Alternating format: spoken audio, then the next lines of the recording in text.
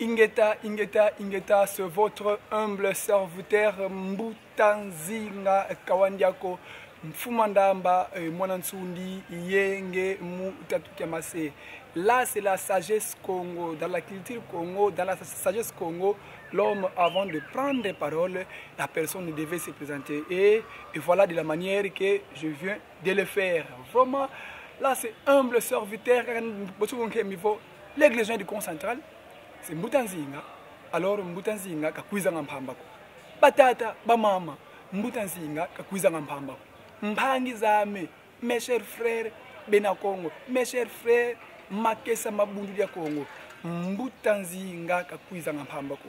Bukizidi, Buna Diambudina. Oui, Diambudina, effectivement, et Diambudina. Vous qui aki, si toi vous vivez là, Samuta Didi. Kasdi Fondation. Mais peut-être avant de parler de la Kasdi Fondation, alors au fond là moi entre parenthèses moko pour vous flasher l'une des flashs minsa mu mitana vo villa mulumbu kambazi. Ngansa mu mitsa la flasher. On se pose des questions, notre chef leader Némondan Semi Longa Congo. Est-ce qu'il est en résidence surveillée? Ou comment? Pourquoi je me pose cette question? Dans la culture Congo, un chef, par rapport de notre culture,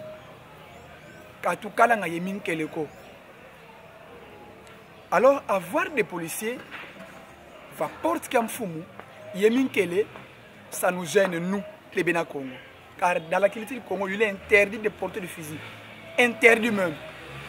Alors pourquoi ces policiers? Est-ce qu'ils sont la même, ils parlent que des mêmes langages avec notre chef? Point d'interrogation.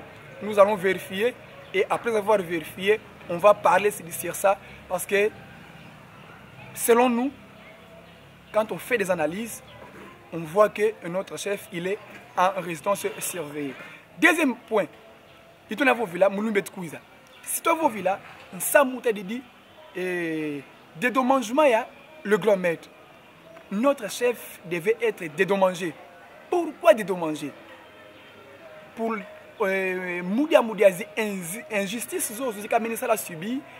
Nzwani, Bamana Yiba, Ndako na Yiba, Iloko, Batumba, Babetaye, Namakamu, oh, il y a raison.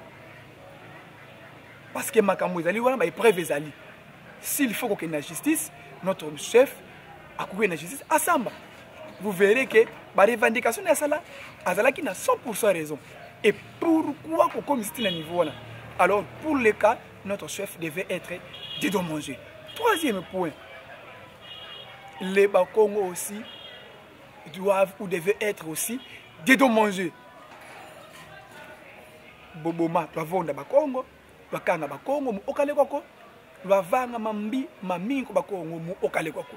Et tous ces problèmes-là, les Bakongo doivent être dédommagés et les quatrième cas mettre fin aux justices des Bakongo. Donc, ce sont les 4 points. On veut développer nos émissions sur cette quiz, mais où nous qui tu veux lancer un dit Kasdi Foundation. Kasdi Foundation est une fondation destinée à le professeur Mvita Mbambi et c'est lui le fondateur de Kasdi Foundation. Bon, ils sont aidés, mais actuellement l'homme que nous voyons, il est sur place avec nous, c'est professeur Vitambambi. Cette fondation parle de quoi? Cette fondation parle souvent des consommations bio. Hein? Donc, parle de la culture, je ne sais pas, vous pouvez dire que de l'agriculture. Donc, la production, il y a des produits naturels. Et pour le cas, nous sommes venus visiter un frère parmi les frères Benamukati quoi association il y a Kasdi Fondation Betisala Sana et professeur Onvita. Et lui il est chargé nous reproduire des jeunes plantes pour la plantation Yaminti Ukunsieto. Alors c'est une très bonne innovation et c'est pour cela que nous avons quoi yani yamle yani loa bois que ça lance mon et vont ça et bois mi vieux qu'il a. Comme la culture Congo, il va se présenter tout seul Et après avoir se présenté, c'est quelque chose à expliquer son rôle, ça m'a dit, le CASDI Foundation, la fondation chère à le professeur Mvitambambi. Donc nous sommes là, donc vraiment, oui, papa, bonjour. Bonjour. Et là, c'est notre chaîne BAM TV et là, c'est moi, l'aigle général du Conseil central Mbukanzinga Kawandiako.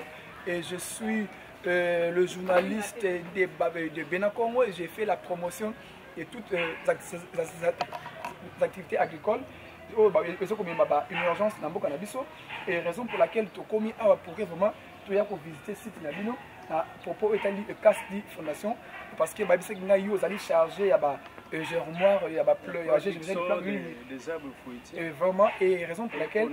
Reboisement aussi. Et c'est ça. Et raison pour laquelle tu y es courant de format visiter. Alors, tout petit, ça là, aussi Mich, tout petit, je ne sais pas ce qui est, ce qui savent, non? Bon, ils allaient savent. Donc, on a pépinière. Alors, ils ont des étapes toujours au passé. Ils sont mis en haut. Alors, si on a un sachet, ils ont un sachet, ils sont mis à opi. Alors, si ils ont perforateur, ils ont tobolango pour azomo mon pépé. Na epota ma belé pour safo et koko bima bien. Ah, donc ils allaient perforateur, tobolango ba sachet ba opi ya ba opi ro to sombara. Ya on de hotel on net ba polybag. Bon, sikoyo saf oyo to sombi avant ko kotsa ngo wana to banda position oyo to sombi to fongoli awa. Bolanda ndenge basalelaka ba jeune plante ya basafu fongolier faut l'envoyer bien sûr ça les erreurs pour azala partager et muso kata noyau na yona to bimisi boye na bimisi na ti awa oyo neto kotsa na polybaki wana misuni oyo bako tia mai balé yango bon siko awa deuxième étape awa siko c'est là il faut na perforer papier oil. Donc tous tobo la papier. Voilà. Tous tobo voilà.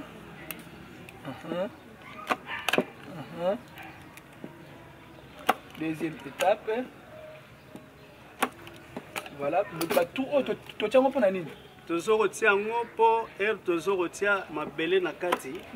Azala na moyen obimisa respiration donc mai to tia evandate oso mai evandi alors basafu bozo tiango azo fimisa mbumbe ko pola robimate yango ne to tobola po abimisa mon pepe mbula mai to zo ko arroser mai to tia na kati ebimaka yatikala donc après sa respiration na côté safu abima pour ce qui evandi mingi ya repolisa ye ya repolisa ye yango ne totobolango boy.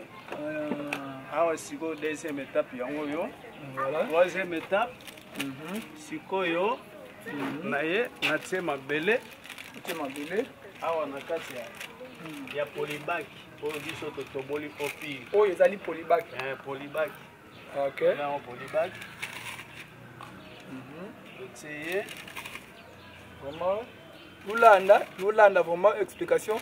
Obeno mampangi mpelo nakala nsafu la sala germoire za jeune plante ya nsafu vraiment c'est l'une des formules qu'on utilise pour atteindre un résultat mukala yezi jeune plante hasi to kuna donc nsafu studianga kazi vai kanga mukimpe eveko evo peut-être mbuma sikoyo donc fola kama muke tala libumu na esika misisane yango bimisa misisa yango koto eza sima nango donc fola moi mabele muke to vandisi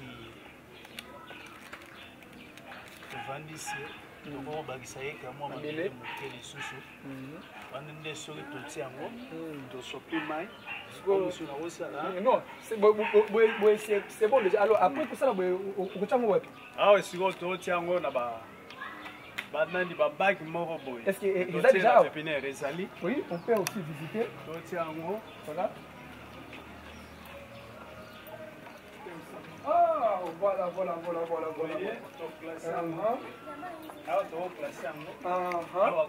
Donc, non. Donc, bah, oh, tu as déjà depuis quand déjà? Oh, tu as sali lokola bali babaga boya otia ezalaki te yango totia na bele normal tolingi to classé yango boye totie oyo esali presque une semaine. Oh, une semaine déjà. Bon, une semaine. Oyo osala ba 2 semaines pour nous déjà essayer que. Nous sommes qui n'est donc ah donc place nous sommes na boye et ça a toujours réservé pour la reproduction il y a ba jeune plante pour na ba jeune plante pour pépinière né toujours ça là. C'est quoi oh ils ali série à saf. Alors série à manga pe osala. Bon ya manga comme na to continue série à manga te ya manga pe to sala les mêmes procédures na sala même procédure na sala au poto bandisika le même procédure to sala pe kaka. Donc fondation casse dit fondation et sika na ba bien na biso. Bon ezali akala bo ngaine lokola ne okota sika yo par rapport ya donc oh ezali pilipili oh ezali pilipili saki pilipili wana ne bongo singa wana oh ezali mbala. Alors, et vous allez déplacer autour. Bon, oyo bambala auto tia wana tanda ce qui terrain et mon ami to déplacer autour tia kuna mais awa pe ako botene pe awa pe. Ah, problème c'est que vous allez été. Mais net ba pilipili oyo ezali moi ba germois ce qui plate bande ezali ya munene. Voilà. To luka to luki o to salaka moi échantillon. Voilà. Ba graine ezali bele to luka. To sala pépinière à munene, to sala ba plate bande dans jardin à munene to tia. Pour biso production to zo sala. Production il faut banda de 10 hectares mata. On est 10 hectares fibre mata. Donc tout ça la production il faut to bimisa biloko de tonnage et de tonnage. Donc eza ba biloko tout ça là il faut to banda exporter ngo après 5 ans il faut que na niveau États-Unis. Pour saf donc ezali anesthésie naturelle. Net bato basana bakaya insomnie. Insomnie au monde qui on la te et mususu sala na butu kamo likamozaki nango surtout qui na 1h du matin pour les ya lisute. Voilà. Donc banda consommer no liaka safu ebele. Européen ça yo moi pongi kitoko. Ya on américain ba benga ngo ke anesthésie naturelle. Yango baluka ngo mingi yango to sala production nango ebele pour to bana ko exporter. Donc bandeko oyo bino botizaka soki je ne sais pas soki ba genre ya ba produit ni bomela ka pona ko za pongi avoir va to beki explication ke dikavo nsafu ya woni bilongo kwa benu le na lekanga bina minidia mbasa ko vana tout. Alors mbuta yo lobike na bato ba na problème ya ba insomnie et anesthésie naturelle yango yo. Alors bon bato bazana na pongi na ba déjà est-ce que zali mabete ça ezali peut bien pour moi que réfléchissement bon biso bato so tanga mingi pour raisonner belé mémoire pour il faut réfléchir mémoire il faut qu'on lia lango pe donc on lia lango pour ça la bien donc rôle majeur pour tata nzamba ça là qui safu c'est parmi na makamona pe. Bon, ils sont pour la makamwana mais bayeba qui en te mais fin de fait avec l'évolution. Ba découverte ça là ba découverte aussi on comprend aussi. Alors vraiment yo aussi jouer un rôle ni na Kasdi expliquer bandeko parce que comprendre toujours expliquer bandité mais aussi jouer un rôle ni na Kasdi nazali donc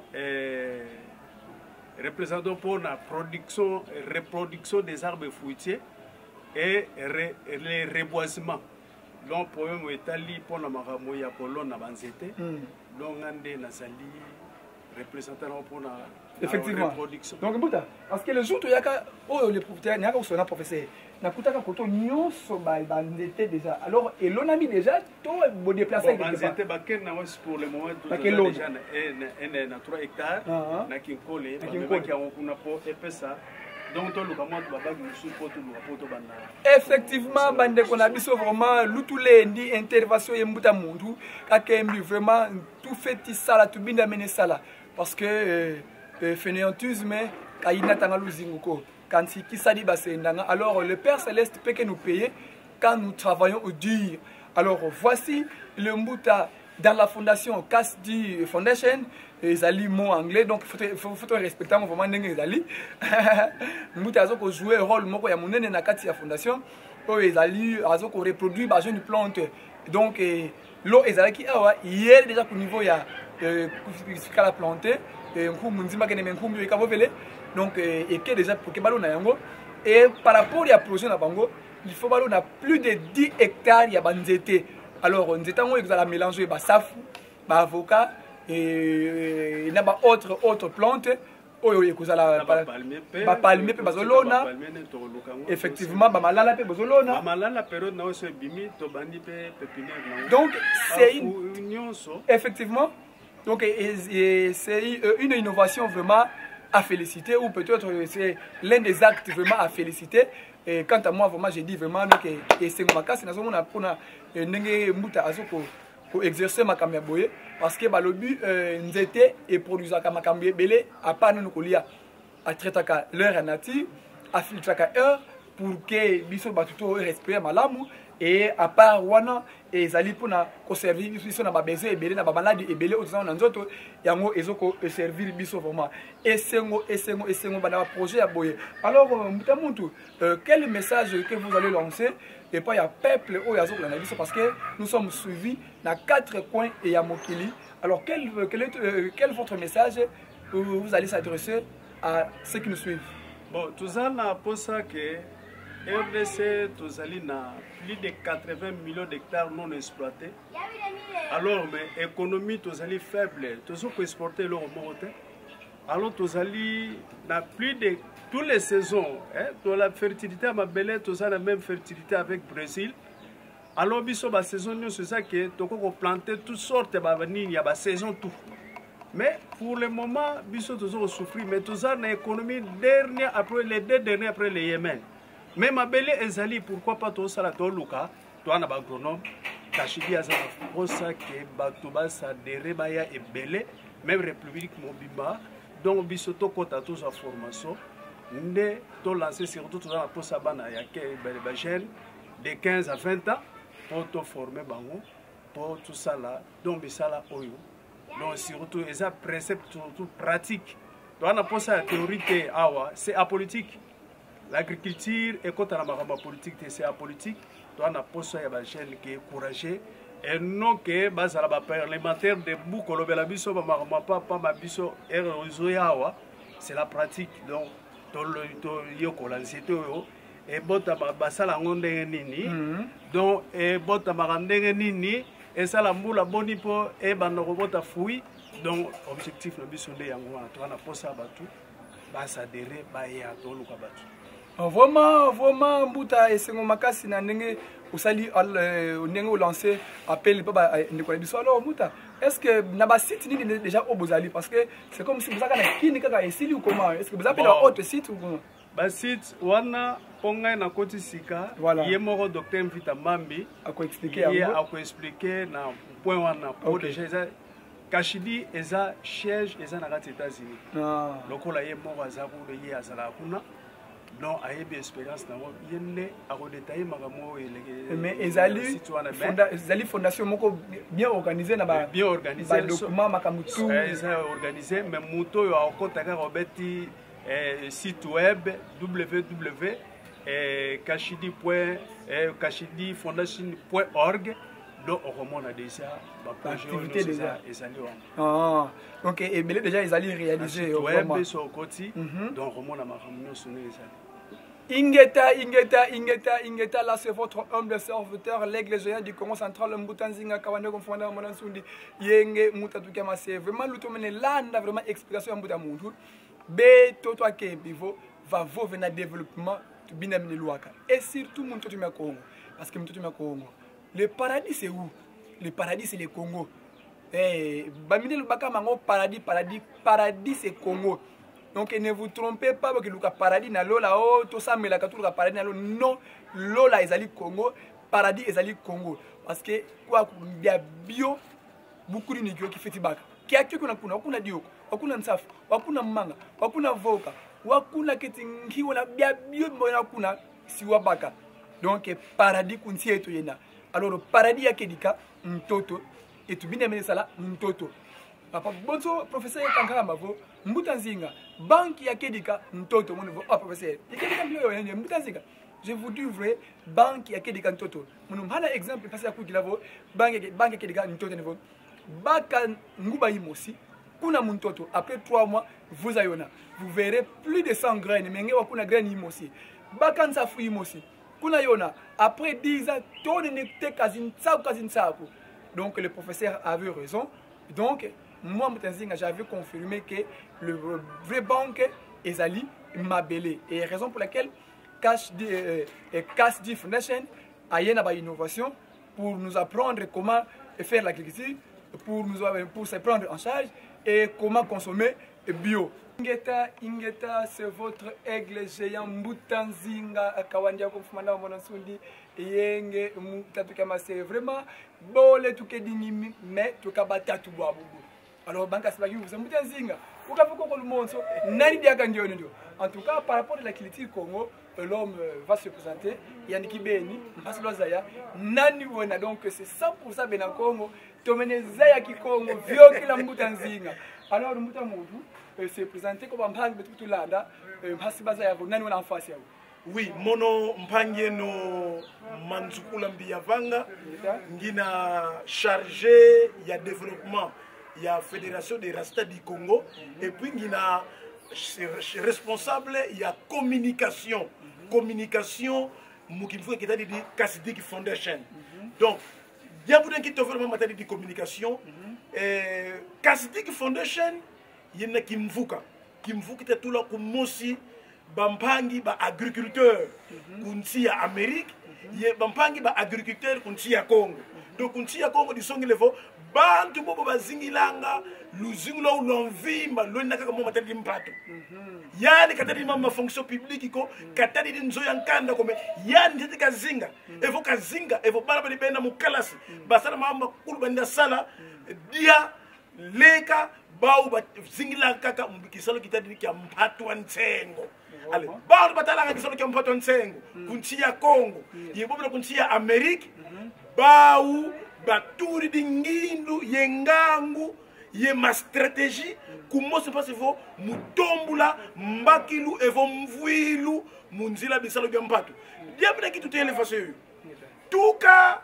ba kato dila nsinza kunchi ya betu mamata didi lever ya mesure ya urgence matadi di Covid-19 vonza kekyo ki kotse bilu yen kwetu so menu munza ya mvimba bambala zampu bakutuvana luve twa twenda kuna nchi ya madima manzi evo ku province betu ya Congo Central mubaka ngindu ye yembile besima vata alors mubuna des abonika vo penso kekyo kitadi di Covid-19 qui coûte c'est kiadi yen coûte semaine mon mavata alors tu sais pas quand sinsa botu fiti ça passe vo muvana mvuilu ya fona ko besima vata yibi na vo totula mandanda zi projet zi activité yambele besima vata mbati vo mutombula mutula 55 ni kintwadi bambaki zetu bakasidik mukwenda na tantombo kule ntombo solo mon mavata metu voilà un peu bisalu bebe yibi na vo mumosi wa mandanda ma kasidiki ye ba partenaire betu bakulu to samona vo tu feti mwangisa nti wa curcuma tu feti mwangisa nti wa tangawisi tu feti mwangisa minti emi ya inyame evo mbala za nguvu kali yetu muna sinza muna zinuketo muna mavata mika tutasoba ko to diaka kabibi bitotuka munsiza nzenza bibe bizadi di hormone bita kutunakuna bimbevo bita kufika luzingu loto nge mundu kele ye 10 ans mais kita 3 ans evo luzingu lukubili bonzo luzingu lo titikia muntie vambela ya zando donc kasdik ba bita kutusatsa mbasivo to mwanga sa bebe bima mintimyo myo myansafu mintimyo myo myasi inyam ntimya manga to kuna myo parce que kevo ni papa mbenza kunkamba ya niveau vonzenza ukukumi vana vata una yedioko una yensafu avant lo akota munanzo lo yambila kyoki onveni nsafu yedioko masolo kama yantsika yako mayantsiki donc nsafu effectivement ntiwa mbote dioko muona mbuta parce que mu hit parade nsafu yedioko bavaki les premiers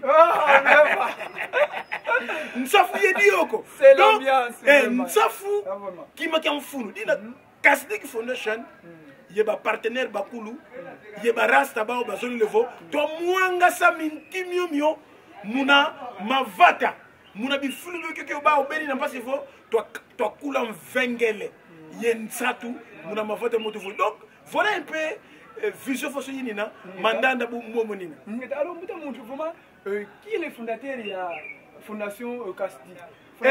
Fondateur, il y a fondation Kasdik, il y a professeur, docteur, ingénieur Mvitambam. Il y a docteur en agronomie, et on a spécialiste en de sélection phytogénétique, il y a des plantes. Il y a des wakala, il y a Bampangi Bobo, Bakala et Kunchebe, il y a Congo, Pronam, il y a responsable, il y a antenne légumineuse. Mwanga Samakanda, Mamadezo, Mbati Mavata, Bantu, Bazaya, Sola Madezo, il y a Bima Bébé, légumineuse quoi. Bon, Nguba, Madezo, il y a plus de fois, quelqu'un montre una yensaki. Vous dites Dio ko fana mbele fo mfundi. Lembi nsaki meturi ni diaka boto tifo favo madeo so fana zulu. Efo mbwenge efo niebe. Yani utalanga wasala zi recherche mo matani di zi culture zino. Alors quelques projets yo. 1990 ya manisa ba ou ba futu ko ko États-Unis, ye kuna ko États-Unis ba ina kubika dia pendant 30 ans. Beaucoup de fois, nous avons fait ça, Bampangi, Kunchiza Beto, Sakom. Alors, vraiment, le projet Zina, Zina destiné, flux qui m'ont si qui ne savent pas comment on s'y est, et vous commencez à entrer, quel ici tu as Kasdik? Kasdik, vous avez d'abord un projet national. C'est un projet national. Tu as Goma, Katanga, tu as Équateur, Grand Équateur avec Bampangi Barasta. Kuna vate dia Bumba, kuna Bumba kwa Equateur, tuenda ku Grand Kasai, Chikapa, tuenda ku province ya Congo Central. Mais ku province ya Congo Central ngiti vana mbote za fuana kwa Grand Cordon ya ONG Congo Diampa, Mpangi, Badiata, Jean de Pierre Badiata, antoto kuvana mbote za fuana mbuta, mukisala kikuta sala ku Congo Central, musiami sabam. Alors, ku Congo Central, tulina ku zone pilote beto yeni na kundambu za vatadia Lukula. Kuna vatadia Lukula kuna base yempange to Alexandre Mokono. Kuna nsioni donc kuna base donc projet pilote. Hein? Kuna bilanga be madioko to sala sensibilisation kuna Kimpondo, kuna nsioni ye Mbampangi bena kuna ye kuchela betasala bisalu ya bilanga. Foto katika di kuchela tuzidi vavata ya boma. Vavata ya boma kuna tuna ye communauté rasta ya boma basali bilanga be madioko bya katula. Tuele kumwanda kuna neka bisalu bena. Tuzidi nsanda tuzidi kusongololo. Kusongololo bisalu bitesalama. Tuzidi kukimpese. Courtoir, kuna ndambu za nsanda ndende futu kingeso dede kisama mamo courtoir kuna territoire ya Sekebanza. Donc wele kusimu katiri kufatete Matadi mukwenda na a quelques 20 km Matadi kuna nsanda stokuma kwa unakuta na kisalu kitasalama kuna baleke bita kuna madioko bita sala man control ba bita sala kisalu kia katula kuna ndambu zina. Donc bofti vavo kisalu kiki keti salama musalama ya mwe parce que courtoir basalanga culture vivrière bonso madioko nguba bitisala culture maraîchère bonso kuna matungulu kuna ndembe kuna jishupome yebitisala culture ayant trait à la protection de l'environnement ye kuna courtoir kuna vata tu organiser ba jeune musala équipe qui a nimbu qui a bulabadi patala kaba jeune la kufata kaba kuiza ku masanzela ko alors mukuba katula vo muna zai wau bakala bande bena bafuana basalidi équipe qui a bulabale kuna vata sous l'accompagnement ya mani control ye fondation Kasdik. Donc tolina kunlambo wa Bas-Fleuve faut que tu ko Bas-Fleuve tout ku cataracte après cataracte tout ici ku Lukaya surtout kuna Kazangulu ye mukota kunlambo wa vata Kinshasa. Donc tout est le kabelo Bampangi no tulanda musamu message madame Moussi batelevo songi mosi buidi musiuka luenge sebo mande musiuka mundipungokela mundi la sagesse Congo vraiment donc songi mosi buidi buba musiuka sika luengi sa bobo ba manda muba mungokela tutele le kabelo Bampangi tulanda ku Congo Central kwa belo kuna mavata tuzaya vo fondation Kasdik tiko mputu ye kuna mputu voilà. Sika kala ye ba partenaire bani bakulu bonso CCDN Fédération des Rastas du Congo yebi mfuka bia kulu surtout ça la organisation mukulu muka muna mavata mukuza tala muna bibelo bieno boyo tasala bisalo bia mpatu anzengo parce que longue Congo kate levo malheur à ceux qui comprennent en retard longue Congo ne mwandansemi ne makandala donc il est temps beto banne Congo parce que téléphone mwana Congo on longi na bingana ba bena Congo luku ba longi na bingana mwana nsa muminga donc soutenons ces activités za bilanga parce qu'à travers activités agricoles si toi tombula luzingulo si toi pas kanfuna yemfuna oso kutuvana mbongo yembongo zozo izozo sitasala ke bala beto bakota musikola to tunga nzozo sabatila mavimbi ye makulu mambote momo tunenda baka votu sadidi bisalo bya bilanga veni mbote za fuana kwa Jean de Pierre Badiata kwa mpangi bomba yanu tunalo kuna Genève en tout cas tu simba sana tukala mnika nyambua to lekela vamosi to sikamena vambos alors buta muntu vraiment est-ce que lenda kundomila audience ya bwa bana ye professeur Vita parce toi yambila yani parce que moi ni est venu vision yanse que par rapport il y a association ou parti de la fondation mais mon nzo le yambila ye professeur yani kibeni katuvana na projet hatika ya fondation en intégralité parce que ngeke vous le même manka ka kutumini hatika mo non mo ebunthele ebunthele mambu momo mbazi tu fo filamo ngatu leko kumbaka yani katina ko ni micro parce que yanu na agronome dia mbuta mais audience kafika ni dia mbuko yanu na agronome dia mbuta sikateta dioko kakatula mbwanzi momo mambu mina mampweni ya muyambila yani parce qu'il faut kateza sukula yekiesi sabampangi bitutulana kuna sanzela mama tadidi bisalo bya mpatu yentumbo kolo yanti surtout ya province betu ya Congo central beno ku Congo central beno bampangi beno luluzore de kakatula si conflit kapsele kalabu mosiko ntangu gisalume banda président de la république à niveau ntangu ifweni tusikama twakala mosi yeto sala bisalo parce qu'il faut nsi ya betu ina kusala Vondwa nzenza usaka mina ntuka mono mbwe niveau comme la sukisina mama tadi di bisalo be mpata sengo tiao ingeta vraiment lulendi mbuta manzokula vraiment à l'œuvre mbuta manzokula à l'œuvre alors tout le monde ya campagne yanka ka utulwa kidi vraiment alors tubinda mene ba kampe avi ampangi bozo buluze ivo culture ya Congo sikaki sansa yani kibeni sikaki sansa pasika kakisonga yandi inani et après vraiment sika fana et grade yana yadi mukisalu donc c'est un peu ça mfumo mais en tout cas yenge ingeta mfumo mais en tout cas c'est présenté comme mpangi bitu landa ngé nani c'est mi intervention même si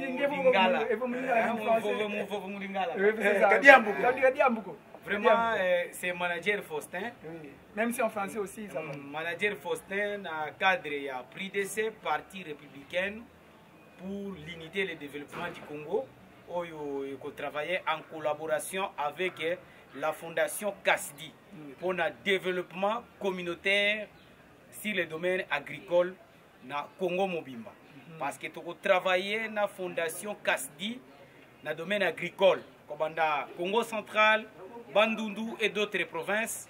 Donc parti républicaine pour le développement du Congo et pour l'unité et le développement du Congo et qu'on travaillait ensemble. Donc tu travailler, tu coaliser fort afin que tu même ma croissance wana projet wana ya fondation CASDI et ça la réaliser. C'est pourquoi Bisson a parti républicaine pour l'unité et le développement du Congo, tozo soutenir na ba partenaire otozana bango, ba partenaire financier, en fait que va soutenir fondation CASDI na Union Suitali développement agricole. C'est beaucoup plus parce que c'est l'agriculture qui est au centre du tout. Sans l'agriculture, voilà le lot pas cesana katiamboka.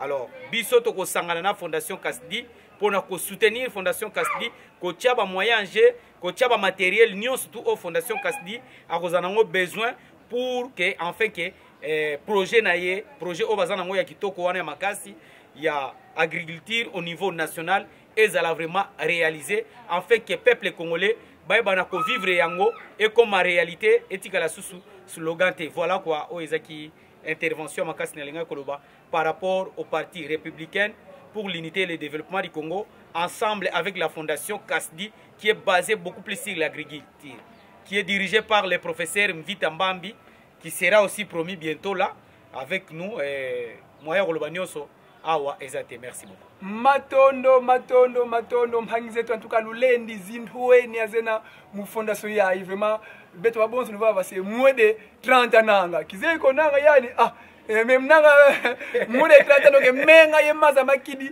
matia kidi bya ngunzu donc butu baking hand tatika donc kansaka ko meno mamodo donc complet tous les 32 donc yemoko metongolo donc kikesa kasala kena en tout cas vraiment matondo kwa mpangi batulendi boso luwilu vraiment vovo mivaki divava bakala manga vo noa uvo vanga manka masunga mavai kanga manka matenga mavai kanga bo mom masunga matono mais mom vo tout monde fo tutenga bien en tout cas lona kutu lemvu kida pa kadi beno lubamba ngi vo beno kalona ko betu bakatuna kala en tout cas quant à moi je vous dis les géants du concentral mutazini kwa ndia komfanda mwana nsundi yenge kieno yenge